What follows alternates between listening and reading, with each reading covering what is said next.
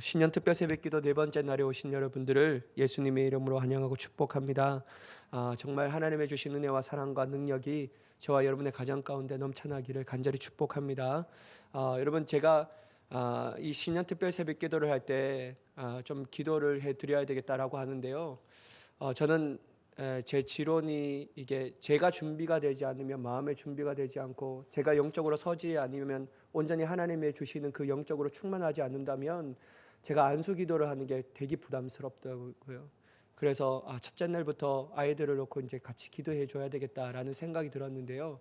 안 되겠다. 내가 정말 이 마지막 날에 애들을 좀 데리고 오세요. 그럼 애들을 위해서 해드리고요. 여러분들을 위해서 좀 기도하도록 하겠습니다. 그래서 첫째 날부터 하려고 하다가 하나님의 마음이 아니신 것 같다라는 생각을 가지고 마지막 날에 좀 해야 되겠다라는 생각이 들었습니다. 여러분 마지막 날에 자녀들도 다 데려오셔서 2023년 새해를 행하시는 하나님을 바라보며 정말 하나님 앞에 정말 크나큰 은혜를 받는 귀한 은혜의 시간이 되기를 간절히 소망합니다. 여러분 이제 마지막 이 반환점을 돌았어요. 이제 내일이면 마지막 날인데요. 여러분 오늘은 기도하고 낙심하지 말아야 할 것을 주제로 우리가 같이 좀 은혜를 나눴으면 좋겠습니다. 여러분 제가 어떤 기사를 보는데 기사 내용이 이렇습니다. 중꺾마라는 단어를 들어보신 적이 있습니까? 여러분 중꺾마라는 단어를 들어보신 적이 있어요? 중요한 것은 꺾이지 않는 마음이다. 이게 SBS 뉴스에 있는데요. 그것이 바로 2022년 최고의 명언이라고 할 정도로 많은 사람이 사랑하는 문구라고 합니다. 여러분 이 말이 처음에 시작된 것은요.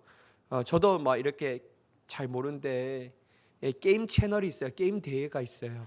리그 오브 레전드 2022년 월드 챔피언십 롤드컵이라고 말하는 거기에서 우승팀 DRX 주장인 데프트라는 김혁수 선수가 처음에 이렇게 나갈 때 최약체였거든요. 그래서 처음에 이렇게 진 거예요. 그래서 나중에 이렇게 인터뷰 이렇게 하는데요. 거기서 이제 이런 말이 나왔다라고 합니다.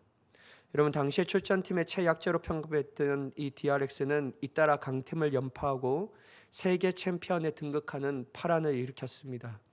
또한 여러분 이 문구가 또 유명해진 게 어디냐면요. 월드컵 H조 최약체로 꼽히던 한국이 강호 포르투갈을 꺾고 사상 세 번째 16강을 진출하면서 다시 유명세를 탔습니다. 당시 축구 대표 선수들이요. 태극기를 이렇게 딱 들고 카메라 앞에 섰는데 그 밑에 이 문구가 적혀 있어요. 뭐냐면 중요한 것은 꺾이지 않는 마음이다. 라는 이 문구가 딱 적혀 있다라고 합니다. 그래서 여러분 이러한 모습들이 전 세계에 퍼져나가고 특별히 우리나라의 사람들이 참 국민들이 많은 힘을 얻고 그 문구에 많은 감동을 받았다고 합니다. 그래서 여러분 이 중꺾마라는 단어가요. 정치권을 비롯해 기업들까지 활용하며 어떤 경우에도 포기하지 않는 불굴의 의지, 정신을 나타내는 대중의 언어로 점차 자리 잡았다고 합니다. 저는 오늘 설교를 준비하면서요. 이 문구가 딱 들어맞는다라는 생각을 지울 수가 없었습니다. 여러분 먼저 1절의 말씀을 한번 보십시오. 예수께서 그들에게 항상 기도하고 낙심하지 말아야 할 것을 비유로 말씀하여. 여러분 예수님께서 제자들에게 기도에 대해서 말씀하시는데 특별히 뭐를 말씀하시냐면요. 항상 기도하고 낙심하지 말아야 할 것을 비유로 말씀하셨다라고 말한다라는 거예요.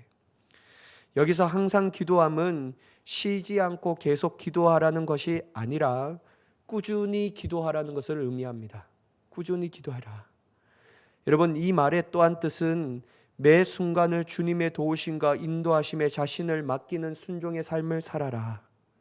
이러한 생활이 바로 기도인의 삶이라는 것을 의미하고 있다라고 주석가들은 얘기합니다. 특별히 여러분 하나님께 어떤 기도 제목을 놓고 간구할 때 간구하는 자가 응답이 더디다고 생각하여 지레 포기하거나 낙심하지 말아야 할 겉면을 이 안에 예수님께서 우리에게 주신 이 말씀이라는 것을 우리는 능히 깨달아야 될 줄 믿습니다. 따라서 여러분 항상 기도하는 삶, 이와 같이 낙심하지 말고 끝까지 기도하는 삶이 그리스도인들에게 중요하다라는 것, 이것을 핵심의 주제로 주님께서 이 비유를 통하여 우리에게 말씀하고 계신 것입니다. 그래서 여러분 다시 한번 말씀드리는데 중요한 것은 꺾이지 않는 마음입니다. 그게 가장 중요해요. 사랑하는 여러분, 우리는 하나님의 깊고 오묘한 계획을 또한 하나님의 섭리를 이해하지 못할 때가 너무나도 많습니다. 왜 하나님은 나의 삶을 이렇게 인도하실까? 왜 엎친 데 겹친 격으로 이러한 문제들의 연속으로 내 삶 가운데 몰려올까? 그리고 이러한 문제를 가지고 하나님 앞에 기도하는데 왜 하나님은 나의 답답한 마음을 아심에도 불구하고 왜 잠잠하고 계실까? 여러분, 저는 이러한 질문을 할 때마다요, 어떤 성경이 가장 생각나냐면요, 시편의 말씀들이 가장 생각납니다. 다윗이 하나님 앞에 고백할 때 이러한 것들로 인하여 주님 잠잠하지 마시옵소서. 주님, 제가 죽게 되었습니다. 막 이런 말을 하면서요, 하나님 앞에 얼마나 그렇게 간절한 소원을 아뢰는지 이 다윗의 마음이 막 느껴지는 거예요. 그러나 여러분, 우리가 이럴 때마다 귀가 따갑게 들으셨겠지만요, 하나님은 우리의 기도와 간구에 반드시 응답하십니다. 그게 살아 역사하신 하나님이셔요. 적절한 때에 최상의 것으로 응답하신다라는 믿음으로 우리는 포기하지 않고 주님 앞에 담대하게 더욱더 나아가야 될 줄 믿습니다. 중요한 것은 다시 말씀드리지만 기도에 대한 꺾이지 않는 마음입니다. 절대로 꺾이지 말아야 합니다. 여러분, 우리가 이러한 의문이 들 때요, 의문이 들 수 있어요. 제가 어떤 목사님의 말씀에 가장 와닿았냐면요, 여러분, 마귀는 우리에게 생각을 줄 수 있어요. 이게 지나가는 새는 우리가 막을 수가 없다라는 거예요. 지나가는 생각은 막을 수가 없어요. 우리의 의문을 띄어오르는 것은요, 우리는 그것을 막을 수가 없다라는 거예요. 근데 여러분, 중요한 것은 뭐냐면요, 지나가는 새가 우리 머리 가운데 둥지를 틀지 말게 해야 합니다. 지나가는 것은 막을 수가 없어요. 근데 우리의 그 마음 가운데 머리에 그 새가 딱 날아와서 그 둥지를 틀면요, 그때부터는 우리의 마음이 어렵다라는 거예요. 그 의문의 소리에, 우리의 마음 가운데 의심의 소리에 우리가 점점 주의를 기울이며 그 집중하고 거기에 빠져버린다라는 거예요. 그러면 여러분 어떻게 되면요, 꼬리에 꼬리를 물고 낙심에 낙심을 물고, 그리하여서 여러분 더욱더 하나님의 섭섭함, 하나님에 대한 섭섭함과 오해를 통하여 하나님에 떠나가는 일들이 많이 발생한다라는 거예요. 그래서 여러분, 이 세상에 가장 무서운 마귀가, 가장 힘센 마귀는요, 다른 마귀가 아니라 섭섭마귀입니다. 섭섭마귀는 말릴 수가 없어요. 어떻게 그렇게 힘이 센지. 그러니까 여러분, 우리가 하나님에 대하여 섭섭함은요, 더 이상 하나님에 대하여 그러한 어떠한 은혜도 간구할 수 없고 하나님에 대한 원망과 불평과 불만의 목소리만 많이 남는다라는 것이죠. 그러면 여러분, 우리는 오늘 예수님께서 우리에게 1절에 하신 말씀을 꼭 기억해야 합니다. 항상 기도하고 낙심하지 않고 응답하실 하나님을 믿음으로 바라보며 나아가는 그리스도인이 되어라. 이것이 오늘 우리에게 주신 예수님의 가장 큰 핵심의 메시지인 줄 믿습니다. 여러분, 2절과 3절의 말씀을 보면 오늘 이 비유에 등장하는 인물들이 소개됩니다. 2절과 3절에 보시면 이르시되 어떤 도시에 하나님을 두려워하지 않고 사람을 무시하는 한 재판장이 있는데 그 도시에 한 과부가 있어 자주 그에게 가서 내 원수에 대한 나의 원한을 풀어주소서 하되.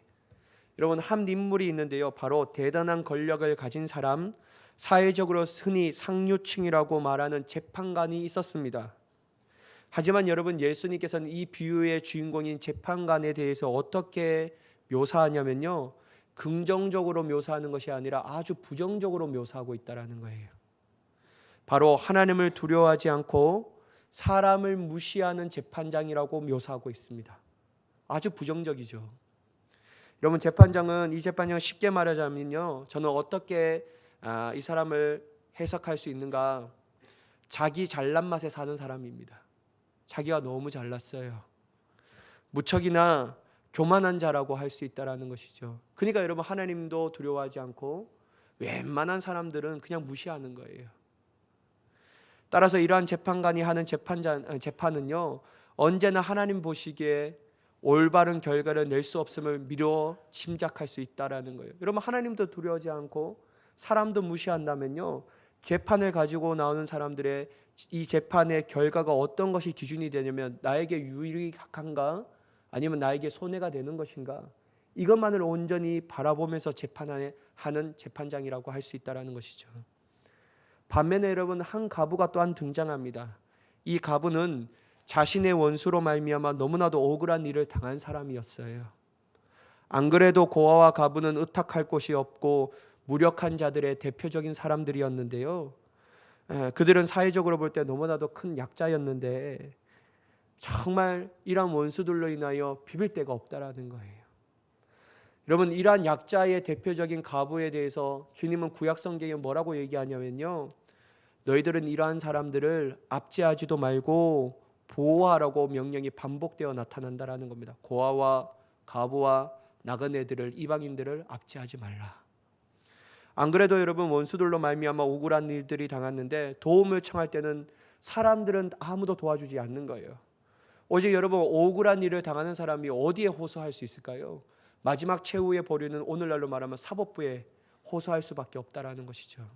나의 억울함을 정말 올바른 이 사법부의 판단으로 인하여 자기의 억울함을 해소하고 싶어 했다라는 것이죠. 똑같습니다, 여러분. 그녀 또한 자기가 유일하게 도움을 청할 수 있는 재판관에 가서 자신의 억울함을 풀어달라고 요청합니다. 그가 여러분 얼마나 간절하고 절실했냐면요, 그 재판장이 한 번으로 찾아간 게 아니에요. 한 번 딱 요청하니까 안 움직이니까 오늘 예수님이 뭐라고, 어떤 단어를 사용하시냐면요, 자주라는 단어를 사용하십니다. 자주 찾아갔다라는 거예요. 재판장에게 억울함을 풀어달라고. 난 진짜 이러한 억울함을 당했는데 재판관이요, 내 이 억울함을 좀 해소해 주세요. 당신이 해소하지 않으면 난 어쩔 수 없습니다. 진짜 안 됩니다. 막 계속 찾아가는 거예요. 그런데 여러분, 문제가 무엇이냐면요, 그가 그 재판관을 찾아갔는데 잘못된 사람을 찾아간 거예요. 그 재판관은 바로 오늘 본문의 2절에 등장했던 하나님을 두려워하지 않고 사람을 무시하는 재판관을 찾아가서 자기의 억울함을 막 호소하고 해결해 달라고 합니다. 그러나 여러분, 그 결과는 뭐냐면 들어줄 리 만무한다라는 거예요. 자기에게 있어서 아무런 유익이 되지 않는 거예요. 뭐 가난한 과부가 도대체 내가 이 당신의 억울함을 내면 나에게 무슨 유익이 있을까? 이게 머리로 계산하는데 도대체 자기에게 이익이 있는 것이 없다라고 판단하니까요, 해결해 주지 않습니다. 도리어 귀찮은 거예요. 계속 찾아오니까 짜증이 나는 것이죠. 그래서 계속 무시합니다. 사랑하는 여러분, 대부분 우리가 하나님 앞에 간절히 기도할 때 그 기도의 제목과 내용은요, 우리의 힘으로 해결할 수 없는 것, 우리의 힘으로 풀 수 없는 일들이 대부분입니다. 그러기에 오직 우리는 하나님의 도우심과 그분의 크신 능력을 바라보며 또한 소망하며 기도하는 것이죠. 만약 오늘 이 자리에도 이러한 간절한 기도의 제목과 내용을 가지고 오신 성도님들이 계십니까? 아니, 그러한 기도의 제목과 내용으로 계속 기도 중에 계신 분들이 계십니까? 그렇다면 여러분, 우리는 이것을 명심해야 합니다. 오늘 과부처럼 어느 정도의 시간이 흘렸던 간에, 그 문제가 크고 작던지 간에 우리가 해야 할 것은요, 자주 기도해야 하는 거예요. 자주 기도해야 되는 거예요. 끊임없이 하나님 앞에 우리의 간절함을 아뢰야 한다라는 거예요. 그 결과는 우리에게 속한 것이 아닙니다. 결과가 어떠하든지 그건 중요한 게 아니에요. 우리가 할 수 있는 가장 책임과 의무는 뭐냐면요, 자주 주님 앞에 찾아가서 끊임없이 계속해서 주님 앞에 기도하는 거예요. 그게 우리가 할 수 있는 것을 최선이라는 겁니다. 여러분, 기도의 결과는 주님 앞에 달려있는 거예요. 그 결과까지 내가 상관할 영역이 아니라는 거예요. 주님께서 우리가 하라고 하시는 것은요, 자주 계속해서 포기하지 않고 낙심하지 말고 끊임없이 주님 앞에 나아가 기도하는 것이 우리의 의무이며 책임이며 우리가 할 수 있는 최선인 것을 믿으시기 바랍니다. 여러분, 결과 상관하지 마세요. 결과는요, 다 좋은 거예요. 어떤 결과를 주시더라도 우리에게 가장 좋은 것을 주시는 분이 하나님이시라는 것, 제가 여러분 우리 새벽기도 두 번째 시간에 다 얘기 드렸지 않습니까? 구하라, 찾으라, 두드리라. 하물며 악한 부모일지라도 자식에게 좋은 것을 주지 알거든 하물며 하늘에 계신 너희 아버지께서 좋은 것으로 주시지 않겠느냐. 결과는 다 좋은 거예요. 그러니까 여러분, 결과는 어느 시점에 어느 곳에 주님께서 나에게 응답하신 것은 잘 몰라요. 그건 하나님의 영역입니다. 그런데 여러분, 우리의 영역은 뭐냐면요, 주님의 말씀대로 낙심하지 않고 끊임없이 기도하는 거예요. 포기하지 않고 말이에요. 여러분, 이렇게 할 수 있는 이유는 그래도 우리 하나님은 오늘 예수님께서 비유하신 불의한 재판관은 아니시라는 거예요. 여러분, 우리가 계속해서 주님 앞에 기도하는 이유가 뭐냐면요, 그렇게 할 수밖에 없는 이유는 뭐냐면 오늘 비유에 나오는 재판관, 불의한 재판관이 하나님은 아니시라는 거예요. 하나님은 우리에게 불의한 재판관이 아니시라는 것이죠. 여러분, 한번 생각해 보십시오. 하나님은 어떠한 분이시죠? 독생자 예수 그리스도를 우리를 위하여 이 땅에 보내주신 하나님이십니다. 하나밖에 없는 독생자를 친히 죄 많은 우리를 위하여 이 땅 가운데 보내주셨다라는 거예요. 이것만 해도 여러분, 정말 사랑이 많으신 분이시에요. 저는 요한복음 3장 16절을 읽을 때마다 하나님의 마음을 느껴집니다. 하나님이 세상을 어떻게 사랑하신다고요? 이처럼 사랑하사, 이처럼 사랑하셨다라는 거예요. 여러분, 영어적 표현은 뭐냐면 so love라고 말해요. 이처럼 사랑하셨다라는 거예요. 너무 많이 사랑하셨다라는 거예요. 근데 여러분, 어떻게 하나님이 우리에게 불의한 재판관이 될 수가 있겠습니까? 우리의 여러분 간구에 외면할 수가 있냐라는 거예요. 어떻게 여러분 우리에게 나쁜 것을 주실 수 있는 분이시냐라는 거예요. 그래서 여러분, 우리는 예수님이 우리를 위하여 이 땅에 내려오셨고 이것만 해도 너무나도 감사한데, 너무나도 사랑이 많으신데, 더 큰 사랑이 뭐냐면요, 십자가에 우리를 위하여 죽으셨다라는 거예요. 이건 여러분 감히 측량할 수도 없고 하늘을 두루마리 삼고 바다를 먹물 삼아도 다 기록할 수 없는 하나님의 위대한 사랑입니다. 여러분, 이것뿐입니까? 우리에게 영원한 생명을 주시기 위하여 어떻게 하셨죠? 죽은 지 사흘 만에 부활하셨다라는 거예요. 여러분, 이거는 말로 다 할 수 없는 하나님의 사랑이시라는 거예요. 우리에게 영원한 생명을 주시기 위하여 죽음의 권세를 이기게 하셨다. 여러분, 인간이 가장 두려움이 뭐죠? 죽음이라는 것이죠. 여러분, 사람들은 아무리 강한 사람도요, 죽음 앞에서는 다 벌벌 떱니다. 근데 여러분, 그토록 두려워했던, 인간이 가장 두려워했던 죽음을 예수 그리스도께서 하나님의 능력과 권세로 부활하게 하심을 통하여 그 사망의 권세를 이기셨다라는 거예요. 여러분, 이것이 우리에게 주신 하나님의 사랑인데 어째 여러분 하나님이 불의한 재판장이 될 수가 있겠냐라는 거예요. 그럴 수 없다라는 것이죠. 그렇다면 여러분, 우리는 어떻게 해야 되죠? 더욱더 끈질기게 기도해야 합니다. 꺾이지 않고 하나님 앞에 기도하는 자가 돼야 될 줄 믿습니다. 여러분, 이렇게 끊임없이 찾아오는 과부에게 재판관은 마지막 어떻게 하였습니까? 4절과 5절의 말씀을 보시면, 그가 얼마 동안 듣지 아니하다가 후에 속으로 생각하되 내가 하나님을 두려워하지 않고 사람을 무시하나 과부가 나를 번거롭게 하니 내가 그 원한을 풀어주리라. 그렇지 않으면 늘 와서 나를 괴롭게 하리라 하였느니라. 여러분, 과부의 반복적 요청을 재판관은 한동안은 계속 거절합니다. 역시나 고아와 과부를 위하여 정의를 행하시는 하나님의 모습과 전혀 다르다라였다라는 것이죠. 진짜 하나님을 두려워하지 않고 사람을 무시하는 재판관이 틀림없었습니다. 그러나 여러분, 이 재판장은 마침내 과부의 요청을 들어주기로 결정합니다. 왜냐하면 계속해서 그녀의 요청을 들어주지 않는다면 그녀가 늘 와서 자신을 괴롭힌다라는 것은 분명하였기 때문입니다. 여러분, 근데 특이한 게 뭐냐면요, 제가 주석을 보니까요, 괴롭게 하다라는 이 번역된 헬라의 뜻은 뭐냐면요, 눈을 쳐서 멍들게 하다라는 뜻을 가지고 있어요. 그러니까 여러분, 과부의 주비함이 자신의 얼굴을 쳐서 시끄럽게 멍들게 한처럼 너무나도 큰 스트레스를 받았다라는 거예요. 야, 내가 저 사람 때문에 내가 너무 힘들어 죽겠다. 내가 안 들어주면 내가 마음이 너무 힘들겠다라는 이것 때문에요, 들어주기 마음으로 먹었다라는 것이죠. 단 그거 하나였습니다. 여러분, 그에게는요, 여러분, 절대로 선한 의지가 없었어요. 자신의 명예에 손상되는 것, 이거는 논외입니다.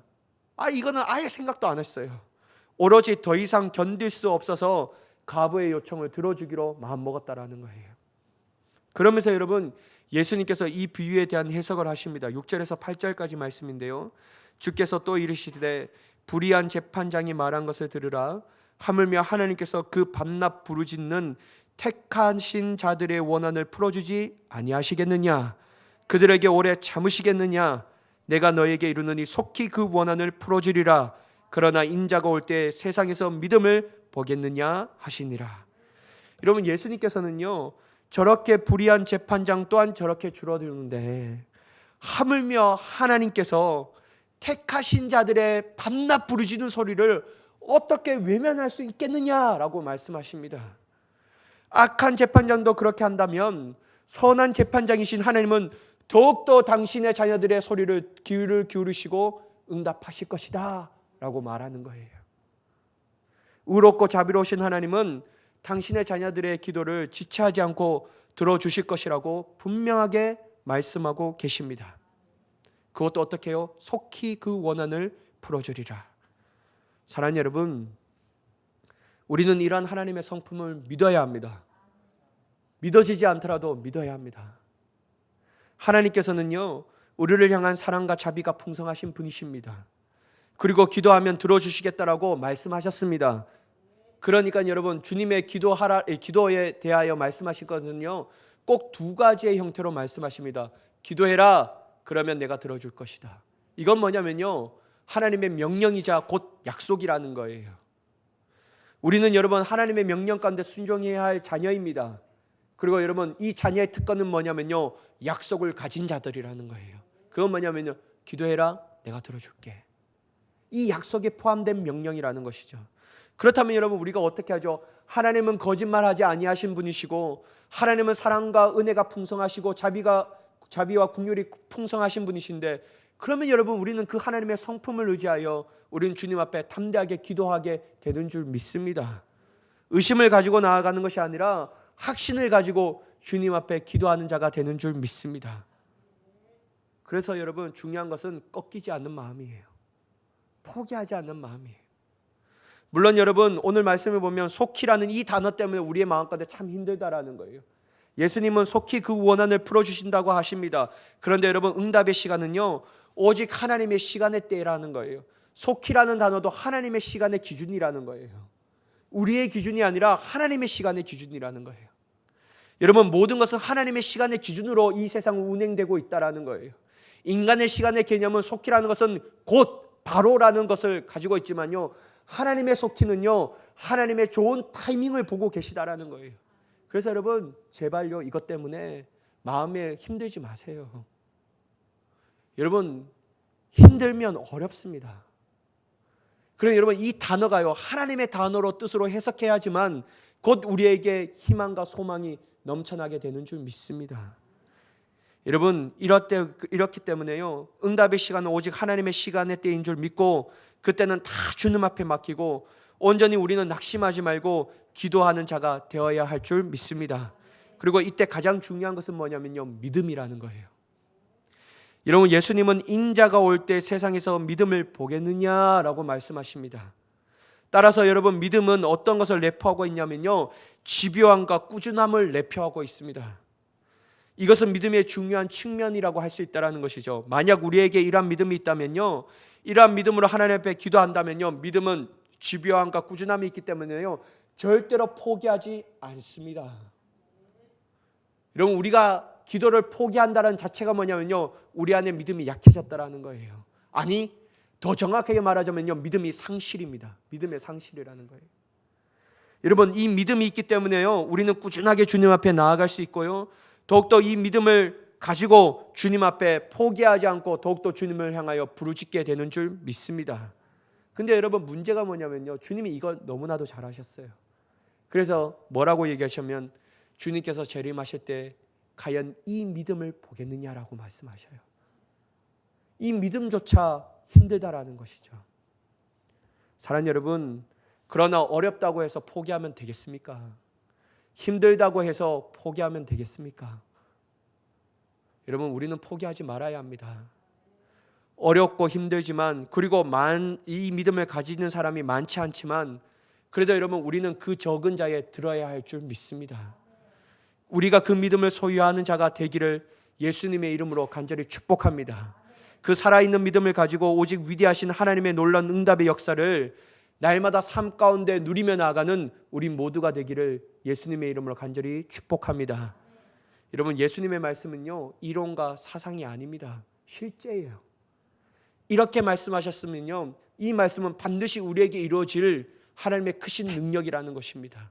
그래서 여러분, 오늘 하루도 또한 2023년도도 이러한 믿음의 실제로 인하여 승리의 기쁨을 누리고 기도의 위대한 역사를 누리며 나아가 세상을 향하여 살아 역사하신 하나님을 증거하며 나아가는 저와 여러분이 되기를 예수님의 이름으로 간절히 축원합니다. 기도하겠습니다.